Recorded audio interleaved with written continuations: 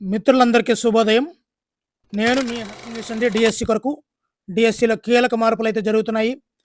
అదేవిధంగా డిఎస్సి అభ్యర్థులు ఏ డాక్యుమెంట్లతో ఇబ్బంది పడుతున్నారు, ఏంటి పై అధికారులు ఏం చేయాలి అన్నది కూలంకషమైనటువంటి వ్యాసం ఇవ్వడం జరిగిందండి. అదేవిధంగా అప్లికేషన్‌లో రాంగ్‌గా నింపినట్లయితే ఎడిట్ చేసుకునే అవకాశం అయితే ఇచ్చారండి. పూర్తి విషయాలను ఈరోజు పేపర్‌లోని విషయాలను పూర్తిగా చూద్దామండి. మరి వీడియో నచ్చితే తప్పనిసరిగా లైక్ చేయండి. మరి డిఎస్సిలో కీలక మార్పులు. మరి డిగ్రీలో 35% ఉన్నవారు కూడా అర్హులే. ఈ సమయం చాలదంటూ అభ్యర్థులు ఆవేదన అయితే చెందుతున్నారండి. మరి మాకు 45 రోజులు కాదు 90 రోజులు కావాలి అంటూ ఆవేదన అయితే చెందుతున్నారు. మరోవైపు మరో టెట్ పెట్టాలని తాజా బీఈడీలు అయితే మొరపెట్టుకుంటున్నారండి. బీఈడీ చేసినటువంటి 2023, 25 అభ్యర్థులు జీవో నంబర్ 51 ప్రకారంగా వారిలో కోర్టుకు వెళ్ళినా కూడా వాళ్ళే పైచేయి అయ్యే అవకాశం ఉందండి. కాబట్టి డిఎస్సికి మరి కాస్త గండి పడే అవకాశం కూడా ఉంది. మరి మరో టెట్ నిర్వహించే అవకాశం కూడా లేకపోలేదండి. మరి పూర్తిగా విషయాలన్నింటిని కూడా కూలంకషంగా చూద్దామండి ఇప్పుడు. మరియు ఉద్యోగుల నుండి, నిరుద్యోగుల నుండి నిరసన వెల్లువెత్తడంతో ఎట్టకేలకు ప్రభుత్వం డిఎస్సి ప్రక్రియలో కొన్ని మార్పులు తీసుకొచ్చింది. దీనికి సంబంధించినటువంటి మార్పులను ఏపీ డిఎస్సి వెబ్సైట్‌లో విద్యాశాఖ అయితే పొందుపరచడం జరిగిందండి. ప్రధానంగా స్కూల్ అసిస్టెంట్ పోస్టులకు 10th ఇంటర్ మార్కుల పర్సెంటేజ్ విధానంలో మార్పు చేశారు. అదేవిధంగా స్కూల్ అసిస్టెంట్ పోస్టులకు డిగ్రీలో జనరల్ అభ్యర్థులకు 50%, రిజర్వ్డ్ కేటగిరీ అభ్యర్థులకు 40% మార్కులు తప్పనిసరి చేశారు. అదేవిధంగా ఎస్జిటి పోస్టులకు ఇంటర్‌లో జనరల్ అభ్యర్థులకు 50%, రిజర్వ్డ్ వారికి 45%గా పరిగణించారు. అదేవిధంగా బీఎస్సీ కంప్యూటర్ సైన్స్‌ను ఒక సబ్జెక్ట్‌గా డిగ్రీ పూర్తి చేసిన వారికి స్కూల్ అసిస్టెంట్ మ్యాథ్స్ అర్హత అయితే కల్పించారండి. అదేవిధంగా వెబ్సైట్‌లో కంప్యూటర్ సైన్స్ ఆప్షన్ లేకపోవడం, ఓపెన్ స్కూల్‌లో 10వ తరగతి ఇంటర్ పూర్తి చేసిన వారికి ఆప్షన్ లేకపోవడంతో ఆందోళన అయితే చెందారండి. అదేవిధంగా అరబిక్ లాంగ్వేజ్ ఆప్షన్‌ను ఇంటర్, డిగ్రీ కోర్సులకు ఎంపిక చేసుకునేలా మార్పులు అయితే చేశారండి. ఆయా సమస్యలపై నిరుద్యోగ ఉపాధ్యాయులు పెద్ద ఎత్తున ఆందోళనకు దిగడంతో ఈ మార్పులు తప్పనిసరి అయిపోయాయండి. ప్రస్తుతం ఆయా పోస్టులకు డిగ్రీలో 35% మార్కులు ఉన్నప్పటికీ దరఖాస్తు ప్రక్రియ కొనసాగింది.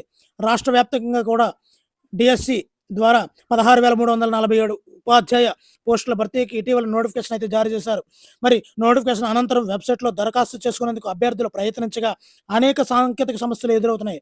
దానిపై ఒకవైపు ఆందోళన దిగుతూ మరోవైపు ఉన్నతాధికారులకు విజ్ఞప్తి చేయడంతో పాఠశాల విద్యాశాఖ సవరణలు అయితే చేపట్టిందండి.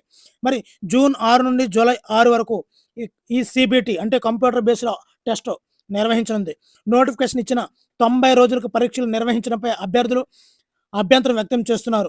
అతి తక్కువ వ్యవధి ఉండడం వల్ల తమ ప్రిపరేషన్‌కి ఆటంకం కలుగుతుందని వాపోయారు. దీంతో పాటు జనరల్ అభ్యర్థుల వయో పరిమితిని 47 ఏళ్లకు 44 ఉంది ప్రెజెంటు 47 ఏళ్లకు పెంచాలని ఉపాధ్యాయ నిరుద్యోగ అభ్యర్థులు ఏపీ నిరుద్యోగ జేఏసీ డిమాండ్ చేస్తుంది. మరి వయో పరిమితి పెంచకపోతే చాలామంది దరఖాస్తు చేసుకునేందుకు అనర్హులు అవుతారని వాపోతున్నారు. మరోవైపు ఏపీ డిఎస్సిలో టెట్ మినహాయించాలని ఏఐవైఎఫ్ రాష్ట్ర ప్రధాన కార్యదర్శి డిమాండ్ చేశారు. తాజాగా బీఈడీ పూర్తి చేసిన అభ్యర్థులు డిఎస్సి రాసేందుకు అర్హత కోల్పోతున్నారు. ఇప్పటికే 2 సార్లు ఏపీ టెట్ నిర్వహించారు. ఆ సమయంలో వారు టెట్ పరీక్ష రాయలేకపోయారు.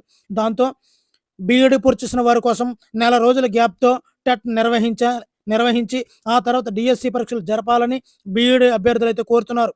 ఈ నెల 20వ తేదీ నుంచి మే 15వ తేదీ వరకు డిఎస్సి ఈ దరఖాస్తులు అయితే స్వీకరించినారు. మరి దరఖాస్తుల గడువు తేదీ తన్నుకు రావడంతో తాజా బీఈడీ అభ్యర్థులు ఆందోళన చెందుతున్నారు. మళ్ళీ డిఎస్సి ఎప్పటికి వస్తుందో తెలియదని, ఈ డిఎస్సిలో తమకు అవకాశం కల్పించేలా మరో టెట్ నిర్వహించాలని కోరుతున్నారు. మరి ఇదిలా ఉంటే డిఎస్సి అభ్యర్థులు ఏ విధమైనటువంటి ఎక్కట్లు పడుతున్నారో చూద్దామండి. మరి స్టడీస్ సర్టిఫికేట్ కోసం పాటలు పడుతున్నారు. పాఠశాలల చుట్టూ ప్రదక్షిణ చేస్తున్నారు. స్కూళ్లకు వేసవి సెలవులు దొరకని హెచ్ఎంలు, ఉపాధ్యాయులు, ఉన్నతాధికారులే పరిష్కారం చూపాలి. మరి మెగా డిఎస్సి 2025 రిక్రూట్మెంట్‌కు ప్రిపేర్ అవుతున్న నిరుద్యోగ ఉపాధ్యాయ అభ్యర్థులు స్టడీస్ సర్టిఫికేట్ల కోసం ఇబ్బందులు ఎదుర్కొంటున్నారు. కీలకమైన ఈ సమస్య రాష్ట్ర వ్యాప్తంగా అన్ని జిల్లాల్లో ఉన్నట్టు తెలుస్తుంది. ఆన్‌లైన్‌లో దరఖాస్తు చేసుకునేటప్పుడు మిగతా ధృవీకరణలతో పాటే 4వ తరగతి నుంచి 10వ తరగతి వరకు స్టడీస్ సర్టిఫికేట్లు కూడా అప్లోడ్ చేయాల్సి ఉండటం ప్రస్తుతం పాఠశాలలకు వేసవి సెలవులు రావడంతో గతంలో తాము చదివిన పాఠశాలల నుండి స్టడీస్ సర్టిఫికేట్లు పొందేందుకు ఆయా పాఠశాలల్లో హెచ్ఎంలు, టీచర్లు అందుబాటులో ఉండకపోవడంతో తీవ్ర ఇక్కట్లు పాలవుతున్నట్లు అభ్యర్థులు వాపోతున్నారు. ఈ క్రమంలో డిఎస్సి పరీక్షకు చదువుకునేందుకు విలువైన సమయం కోల్పోవడమే కాక రోజుల తరబడి స్టడీ సర్టిఫికేట్ల కోసం పాఠశాల చుట్టూ తిరుగుతున్నా పట్టించుకునే వారే లేరని ఆందోళన చెందుతున్నారు. మరి డిఎస్సికి దరఖాస్తుల స్వీకరణ ఇప్పటికే ప్రారంభం కావా? వచ్చే నెల 15తో ముగియనుంది. ఈలోగా వేసవి సెలవులు ముగిసే అవకాశం లేకపోవడంతో స్టడీ సర్టిఫికెట్లను పొందడానికి స్కూల్ హెచ్ఎంలను, ఉపాధ్యాయులను ఫోన్లో సంప్రదిస్తూ అభ్యర్థించడం మినహా ప్రత్యామ్నాయం కనబడలేదని చెప్తున్నారు. మరి 30 ఏళ్ల నాటి సర్టిఫికెట్ల కోసం వెతికిలాట. మరి డిఎస్సి దరఖాస్తు చేసుకునేందుకు అభ్యర్థుల వయో పరిమితిని 44 ఏళ్లకు పెంచిన విషయం విదితమే. ఆ ప్రకారం సంబంధిత వయసు గల అభ్యర్థులు సుమారు 9 ఏళ్ల వయసులో 4వ తరగతి చదువుతారని అంచనా. దీనికి అనుగుణంగా సుమారు 35 సంవత్సరాల క్రితం ప్రాథమిక పాఠశాలలో చదివిన 4వ తరగతి మొదలుకొని ఉన్నత పాఠశాలలో 10వ తరగతి వరకు స్టడీ సర్టిఫికెట్లను ఆయా పాఠశాల నుంచి తీసుకుని డిఎస్సి దరఖాస్తు సమయంలో ఆన్లైన్లో అప్లోడ్ చేయాల్సి ఉంటుంది. అభ్యర్థుల స్థానికతను నిర్ధారించేందుకు 4వ తరగతి నుంచి 10వ తరగతి వరకు చదివిన పాఠశాలలో జారీ చేసిన స్టడీ సర్టిఫికెట్లని ప్రామాణికంగా తీసుకుంటున్నారన్న విషయం తెలిసిందే. ఈ ధ్రువపత్రాల ప్రకారమే అభ్యర్థుల లోకల్, నాన్ లోకల్ స్టేటస్ను ఉద్యోగ ఎంపికల్లో నిర్ణయిస్తారు. ఈ నేపథ్యంలో దాదాపు 3.5 దశాబ్దాల క్రితం నుంచి తాము చదువుతున్న ప్రాథమికోన్నత, ఉన్నత పాఠశాలల నుంచి ఆయా తరగతులకు స్టడీ సర్టిఫికెట్లు పొందడానికి ఇప్పుడు స్కూళ్లకు వేసవి సెలవులు పెద్ద ఆటంకంగా మారాయని అభ్యర్థులైతే చెప్తున్నారు. మరి ఉన్నతాధికారుల దృష్టికి సారిస్తేనే సమస్యకు పరిష్కారం.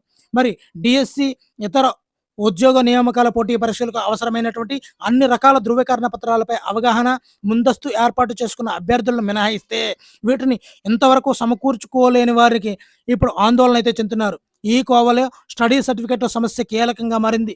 10th పరీక్షలు ఫెయిల్ అయిన విద్యార్థులకు ప్రస్తుతం హై స్కూల్ రెమెడియల్ క్లాసెస్ మరి నిర్వహించడంతో హెచ్ఎంలు అందుబాటులో ఉంటున్నందున స్టడీ సర్టిఫికెట్లు పొందేందుకు డిఎస్సి అభ్యర్థులకు ఇబ్బందులు తలెత్తడం లేదని తెలుస్తుంది. దీనికి భిన్నమైన పరిస్థితులు ప్రాథమికోన్నత పాఠశాలల్లో నెలకొన్నాయి.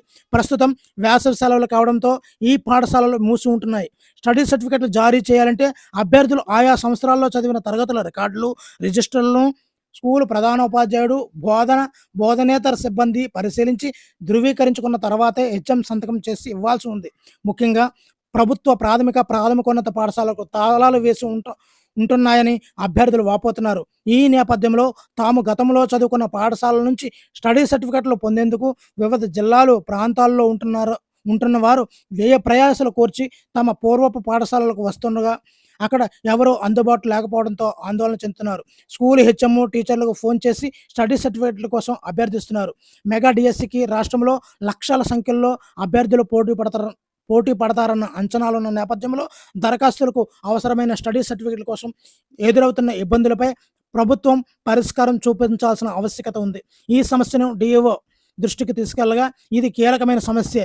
వేసవి సెలవుల్లో రెమెడియల్ క్లాసులను తీసుకోవడానికి పాఠశాలలకు టీచర్లు రమ్మంటే ఎర్నడ్ లీవులను అడుగుతున్నారు. డిఎస్సి అభ్యర్థులకే స్టడీ సర్టిఫికెట్లు జారీ చేసేందుకు ఎదురవుతున్న సమస్యను ఉన్నతాధికారులకు నివేదించి పరిష్కరించే ప్రయత్నం చేస్తాము అని చెప్పి డిఈఓ గారు చెప్పడం అయితే జరిగిందండి. ఇది మరి మరొక టెట్ ఉంటే మంచిదా, లేకపోతే మంచిదా? మరి కొత్తగా డిఈడి, బిఈడి చేసిన అభ్యర్థులు మాకు మరలా ఇలాంటి పుణ్యకాలం మరలా ఎన్ని సంవత్సరాలకు వస్తుందంటూ వాళ్ళు బాధపడుతున్నారు. కానీ 6-7 సంవత్సరాల నుంచి వేచి ఉన్న డిఎస్సి అభ్యర్థులు ఇంతకాలం వేచి ఉంటే ఇప్పుడుకి వచ్చింది.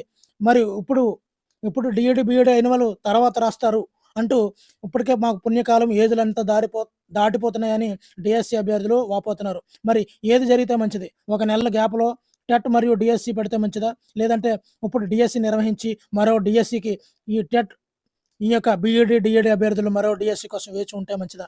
మీకు తప్పనిసరిగా కామెంట్ అయితే చేయండి. మరి అదేవిధంగా మరి ఎవరైనా అప్లికేషన్లో పెట్టేటప్పుడు ఏదైనా సర్నేమ్, క్యాస్ట్ సర్టిఫికేట్లు ఏదైనా మనం రాంగ్ పెట్టినట్లయితే మీరు హ్యాపీగా చింతించకుండా మరలా ఎడిట్ ఆప్షన్ అయితే ఇవ్వడం జరిగిందండి. ఈ యొక్క డిఎస్సి అప్లికేషన్ డిఎస్సి వెబ్సైట్లో ఎడిట్ ఆప్షన్ అయితే ఇచ్చారు. ఇక్కడ మనకు కనిపిస్తున్నట్టు గో బ్యాక్ టు ఎడిట్లోకి వెళ్ళి మీ యొక్క ఎక్కడైతే రాంగ్ నింపారో అప్లికేషన్లో దానిని సత్వరమే ఎడిట్ చేసుకోండి. లేని పక్షంలో ఏం జరుగుతుందంటే మరి ఒకవేళ మీరు సెలెక్ట్ అయితే మెరిట్ లిస్ట్లో సెలెక్ట్ అయ్యి జాబ్ వచ్చే సమయంలో మీకు అనర్హత వేటుపడి మీ యొక్క జాబ్ను కోల్పోయే అవకాశం ఉంది. కాబట్టి ఎక్కడ మీ అప్లికేషన్లో రాంగ్ చేశారో గుర్తుంచుకోండి. ఒకవేళ రాంగ్ చేసిన పక్షంలో తప్పనిసరిగా వెళ్ళి ఈ గడువు ఉంది కాబట్టి ఎడిట్ ఆప్షన్లోకి వెళ్ళి ఎడిట్ చేసుకోండి. Thank you for watching. Me Hari signing out.